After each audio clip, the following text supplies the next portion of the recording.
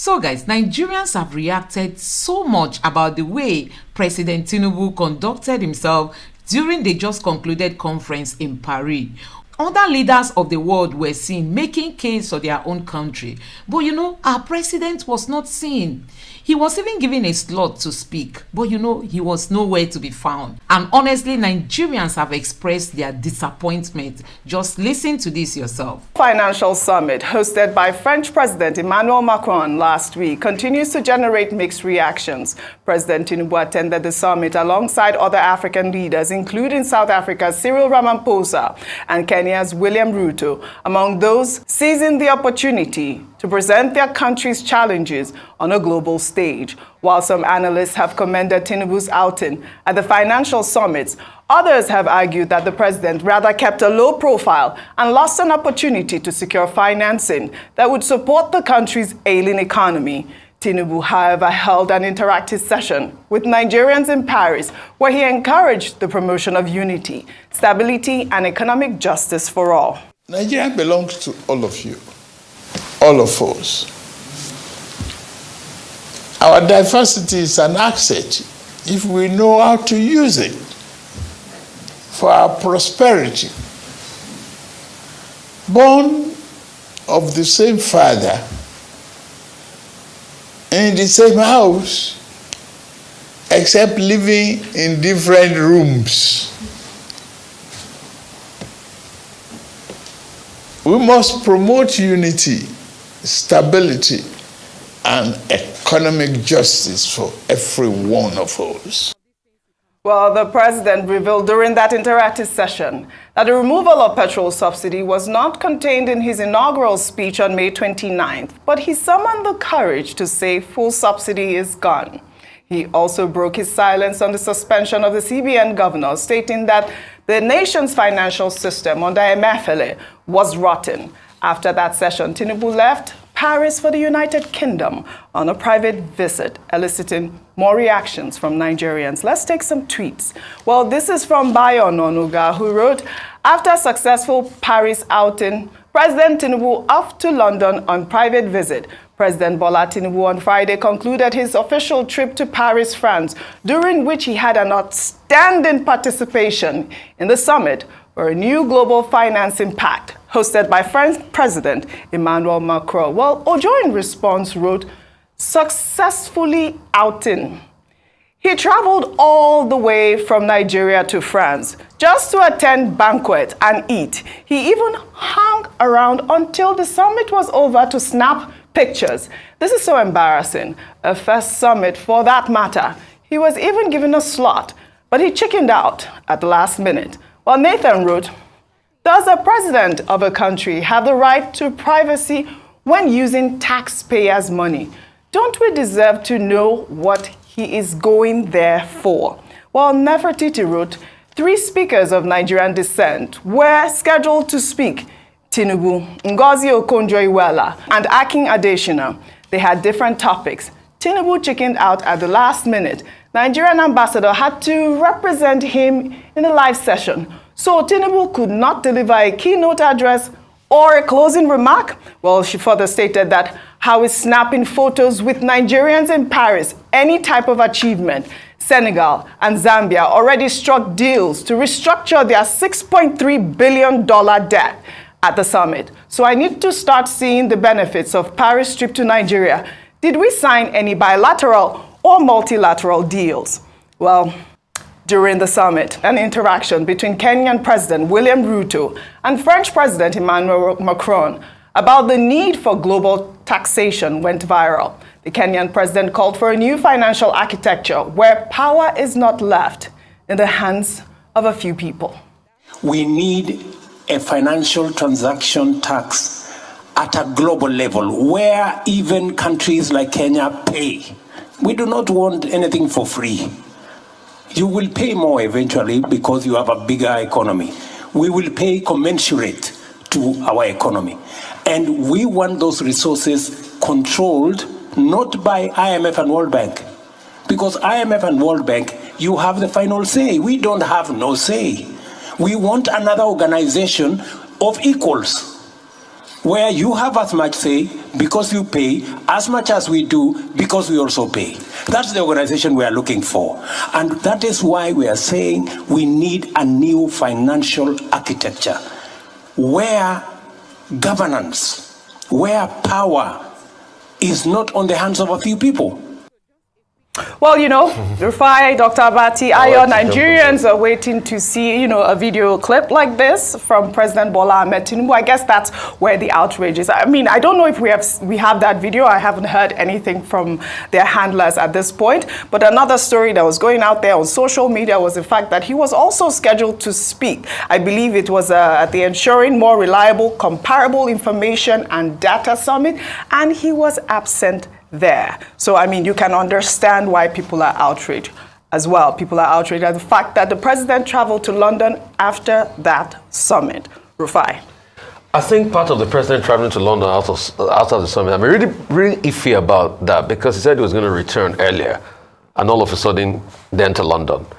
He should remember that once you become president, people will hold you accountable. And secondly, also missed a great opportunity to speak on behalf of Nigeria. And we want a leader that has that oomph to push and negotiate when things are being talked about on the table. Look at what Ruto was talking about. He was talking about something germane for Africa. But anyway, the argument I will make is Ruto fails to understand a very interesting Yoruba adage that says,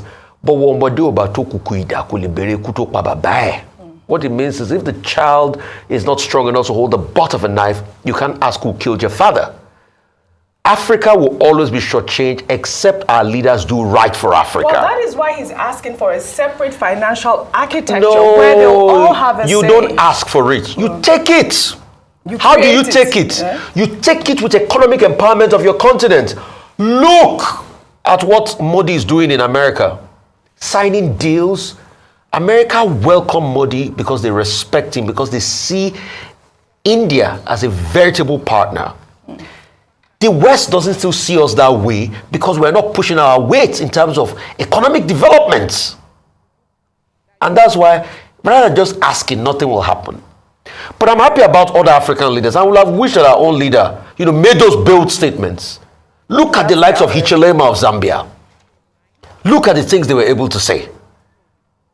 And that's why we keep calling on effectiveness on our electoral process. And it goes a long way. Secondly, all of the talk about, it didn't take pictures, we don't need that controversy. No. What we need is how our leaders can go out there, represent our country, get more deals into the country, and give him the support and give him the criticism when necessary. It's as simple as that. I'm also very happy that at a time like this, Nigeria is shining like a million star. You have the president of Africa Development Bank, Nigerian. You have the World Trade Organization chairman, DG, Nigerian. And these people went out there to make us proud. Our president who had his time in the sun in Paris.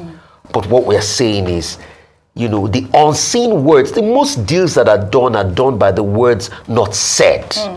The interactions, the things you can do, sitting on panel, announcing that Nigeria is here, and being able to get deals in.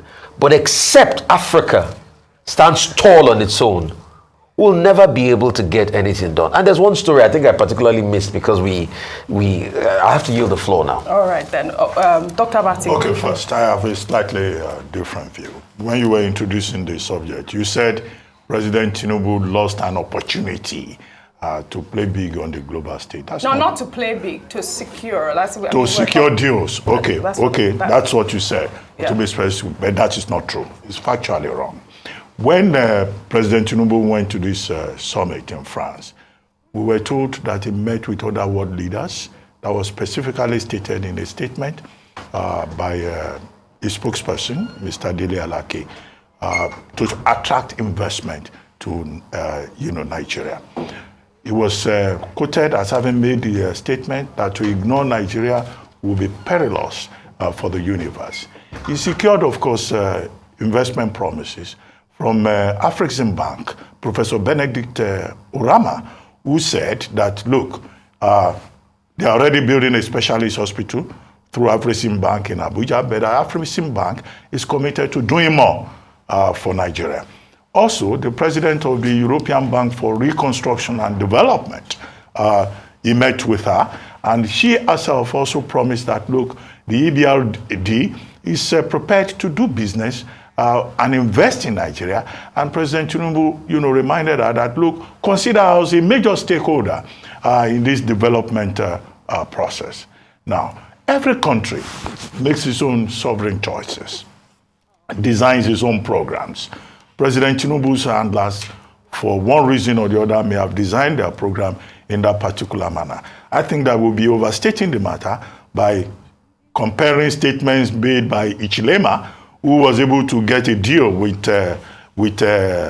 China over debt rescheduling, debt repayment, and Macron, helping to get that deal through. Or the president of Kenya or the president of Ghana, making the point about fairness, equity, and justice. In my view, those points about fairness, equity, and justice, those points... Are you saying it's unfair to compare our president with those? Is that what you're saying? No, I'm saying that every country desires its own priorities. So asking that it's compulsory for President Tinubu to take the podium, you don't know what the considerations may have been. But in terms of the trip being a success, I think it was successful. It was a good outing.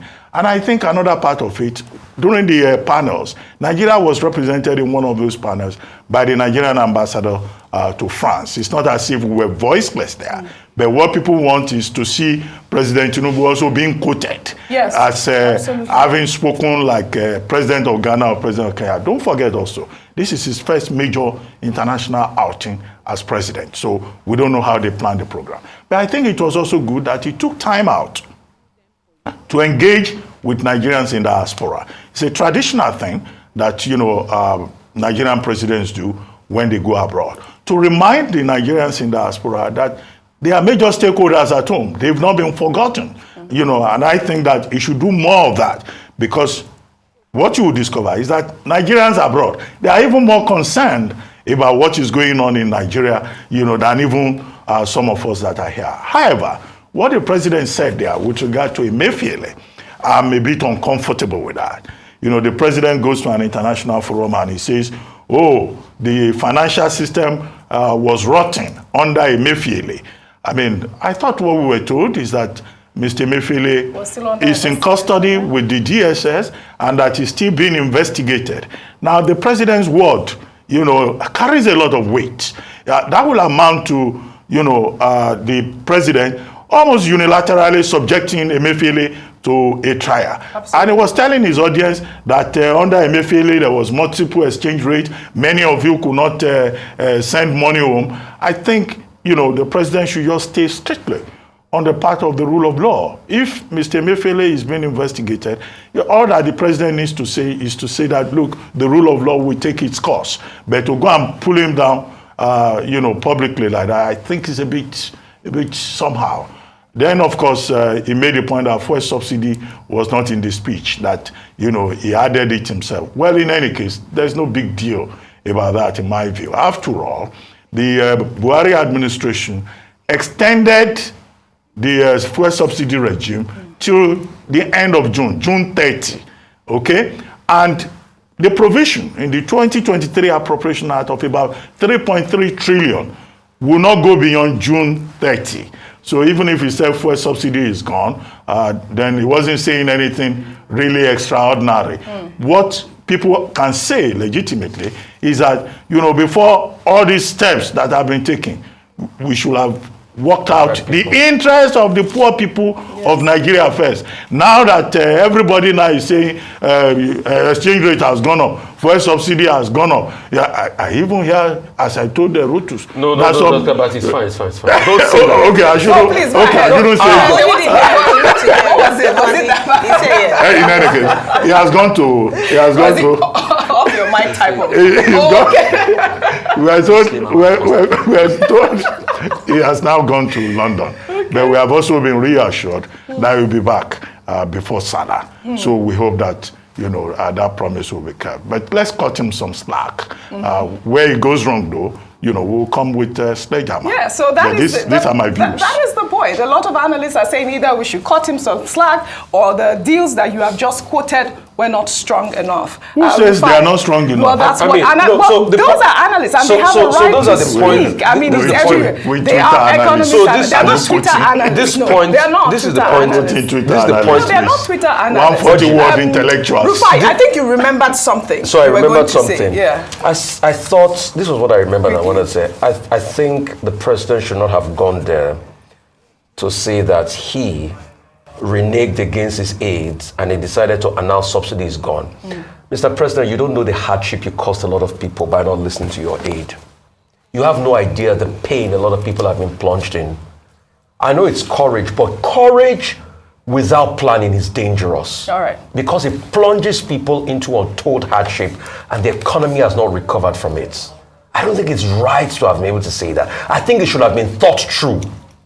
Not now thinking of a palliative after it's been done. Even as everybody criticized Jonathan and said Jonathan was terrible and all of that, Jonathan still planned for palliative before he removed subsidies. I don't think it's right on the suffering people, and it's an indictment and it's painful for them. All right, Ayo, I would love for you to just analyze this last story that we have, which is the controversy that trailed. I'm not going to talk about this blasphemy story that happened in Sokoto because it is a huge story, and I will need for us to discuss that. If you can pull up Ngozi Okonjo-Iweala's story, which was a huge controversy during that time where she had posted some photos of, other presidents, other world leaders, and, people were condemning her for not posting President Tinubu. First of all, so much to do about photos, social media, and the positioning. On two sides of the argument very quickly. One is that obviously Dr. Ngozi Okonjo-Iweala is Nigerian and she leads a world-wide organization. And we talk about the influence that the Nigerian government had in her emerging as WTO president. So she's our pride and joy. Hence, when you go for such a global conference like that in France, you'd expect that she would give priority to the president of her nation. So some people wanted to read some mischief, but she's come out to debunk it, saying that she posted according to what her handlers had given her to post. So it wasn't intended to be malicious or to be underhanded in any way.